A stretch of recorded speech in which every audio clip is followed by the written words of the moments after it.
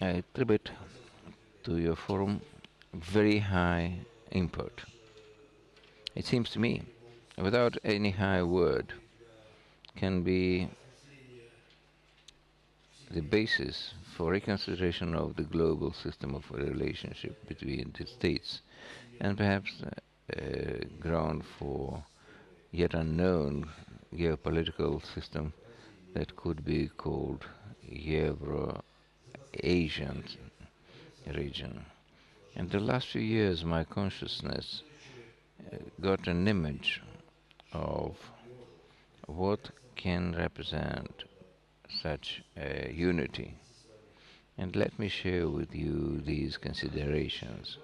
Seems to me appropriate because after 2 days of forum deliberations, I see that we see either appeals or moral admonitions or reports of the work implemented, while such geopolitical realities cannot emerge neither from the first, nor from the second, nor from the third. They presume a new approach to the global system. Similarly, like creation of radical union, have altered our notions about the world. And with all the limitations, no one can deny the fact that it is a world player. So, I will try to express my opinion.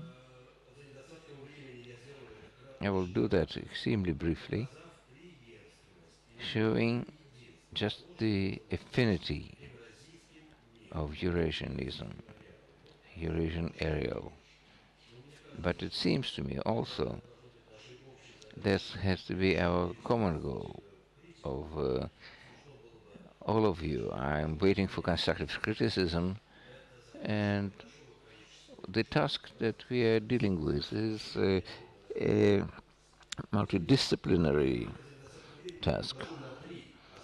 Let me outline three aspects of this thing: geopolitical, anthropological, and sociological, and the third is merely political. So let me show the internal inheritance of these elements that could be called Eurasian or Eurasian aerial. I'll do this by using a number of notions that remain hypothetical. They, as you will see that soon, are both philosophies and at the same time mythological, mythical, because they represent in certain images, not the fake images, but the ones that touch upon the emotional perception of the world around us. So, geopolitics, anthropology, and politics. Let's start with geopolitical issue. Central notion of desert is important for us. The geographical center is one thing, but the desert means so much in orthodoxy. The desert living of a monk is also a very important category, and I want to say that I do not want to contradict and to contrast our attitudes to the Western attitudes. I'm certain that what is emerging on the map of the world would not be hostile to the Western world, and it will correlate and make a good symbiosis with it. I do not say that this is a certain possibility, but it may be a possibility. Triangle between Kazakh steppes, Tibet, and Altai. In this triangle, you get this, so to say, deserted region. What is about desert? It's the word world primary to the world as such. The desert as a way of living among the believers, Christian believers, is a way to the self. So, on the one hand, the desert encompasses the whole world. It's in the focal point of the world spheres. It allows the world at the same time to exist, and it is having the features of giving gender. It gives permission for everything to be born. It's a possibility of world existence. It cannot be there, but still it can. And desert is called in Russian folklore as Mother Desert. This Mother Desert is empty, of course. It corresponds to the Oriental Western notion of Gile, the O experience. And really, our experience is based on whatever we come to touch. Altai, in this respect, I was in Khakassia. I was amazed with the realness of this desert. When we speak about the faculty of local autochthonous people, I understand that they are not deprived, illiterate people who do not understand many things, and they will come with the end of their desert and turn into a civilized society. The conscious selection is to maintain the foundation of civilization as such. It's an important mission, maybe more important than the possibility to set up missiles, because we want to get back to the source of human life. I tell you my own feelings. I do not have to prove what I'm saying, but encompassing everything, it also gives a chance from the void to be shifting to the richness. The desert has everything. It is not empty, as one may think. It can be done in the form of mirage, in the form of rigidity of attitudes. And then the shifts occur. There is a place, the locus, and from this place, from this locus, there is a shift. And that is the shift that determines the health and consciousness, because consciousness is the force of living and you should not neglect it. So transition, not only transfer, is the fact that gives mixes. So, coming back to anthropology, if we have a shift, that means there is nothing self-identity, there is no essence, there is no form, there are no facts, in fact. We have to be correct and strict. There is something which is called duality, or as Chinese would put, du sheng yang. From nothing, there is something. And something is open to nothingness. Maybe this seems and sounds strange to you. Nothing special. This is a very practical, realistic thing. If you really relaxed and can do this by going into the desert, you will reach everything. Let's start with the fact that in the East, people do not greet each other by shaking hands. They put hands like in an Indian salute, touching palms each other. It's done not to touch anybody else, because the commonality of life, which is implying life, this touch of hands, we allow the desert, allow the life to exist. This delicate attitude towards existence, delicacy towards life, gives us a chance to be. The loving is giving a chance for the beloved. So Oriental people put palms like that, not to touch palm one palm another. If I grab the palm, there is no love relationship. But the desert is the prototype of holiness. Like Lao Tse has been saying that the sky is a divine utensil. We cannot love the world by grabbing it. We can love the world by concessing ourselves to the world.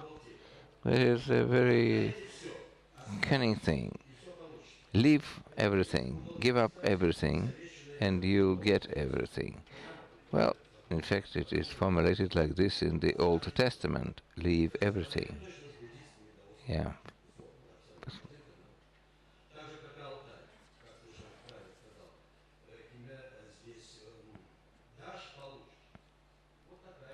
If you give, you get. This is a strange accounting to the modern man. But if you want to live for each other, if you want to give birth to each other, if you want to suppress each other, that is another thing. We have to realize what we prefer. And I think we prefer the first, by all means. Having given you a little bit of anthropology in self-denial, in self-giving, there is consciousness born, because consciousness is an act of shift, of transfer to another, by which consciousness can come into the fore, becomes clarified. Therefore, consciousness brings itself to the greater levels of enlightenment. In this sense, all the Western civilizations were based on the principle of commonality. First, this is part of the principle: give and you will be given everything. It allows to clarify the consciousness, and civilizations give an image of these elements. We are used to academic features, academic analysis. If you use it, then it's okay. But we do not have good traditions, though orthodoxy includes it, where the level of clarification of consciousness would be shown. Well, we do not even have a notion of clarification of consciousness. So when we get these picturesque expressions like black dragon leaves the cave, white bird is raising its wings, it's not a phantasmagory, it's an indication to the quality of consciousness. Our common co-development, co-existence, co-understanding. It may be sounding like something funny, but this is in fact strategy and policy at one go. If you want to win, please let the other go. If you want to speak well, please keep silent and you will speak very well, because here principle of correspondence relates to correspondence, to the idea of corresponding, and this correspondence rises to the moral comprehension, to the moral understanding. I am implementing my moral duty in front and vis-à-vis my neighbors. This is how I see the nucleus of Eurasian mentality, which I hope you agree wouldn't be extremely coined by individualistic Western society. We are equal, we are both individuals, but this viewpoint is an illusion. Our ego and our terror is an illusion as well. We invented it for our own sake, but it is not, in case it does not correspond to our expectations, we have to do something serious. Now, coming to anthropology, where is the limit to the co-development. There is nothing of idealism here. On the contrary, there is only world presented in its eternally existing factors. If we look at the Buddhist tradition, we see there that there is a very expressive mark of the surcoming the complexities. And suddenly, among these worlds, not understandably why, there emerges a very exact the images are very simple things. The image of the house, of the household, because they were seen in the field of eternal cohabitat, co-correlations. We are in the world where everything is there, everything is given, but no one ever transfers anything to another person. We are ready to work in such a common platform in principle. That is the question. I call these painful points because there is a certain decisiveness that is needed. And it has nothing to do with lip services that it would be good to live together and to help each other. And if you allow me to come to politics as my final remark, politics here brings us back to Niccolo Machiavelli at a point where there is no difference, there is no clarity, no public consonant agreement can be reached for one simple reason. This correlation I've been dealing with is our pure actuality. It is here and now. You can understand everything except animosity. This cannot be understood. But animosity is frequently being used. Why? Because it is for seeing what is happening in the world. And in such case, we can see and have two poles of political influence. The eternal pole of values. It can be not seen in the limited city, or in other places it can be seen, but doesn't is not existent, non-existent.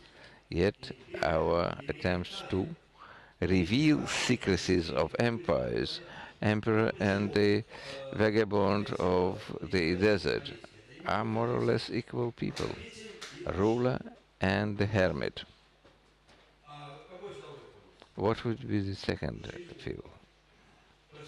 The second pole would be everyday life. And these two poles cannot be comprehended. Who can comprehend the everyday life? Nobody can do that because it's anonymous, it is unlimited. So what happens in everyday life? Whatever you want can happen. These two poles hold. They are correlated through the continuity of self-denial. So I've given you the three aspects I wanted to share with you. What can we do in this context? If we take Eastern Asia, and we cannot do without it because Eurasia with adjacent countries gives us important problems. But is that one region, Mongolian Empire, is that Chinese Empire or something different? Nobody can respond to these questions.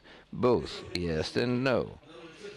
The peoples of Central Asia, of Altai, they are not burning with traditional life for Chinese civilization.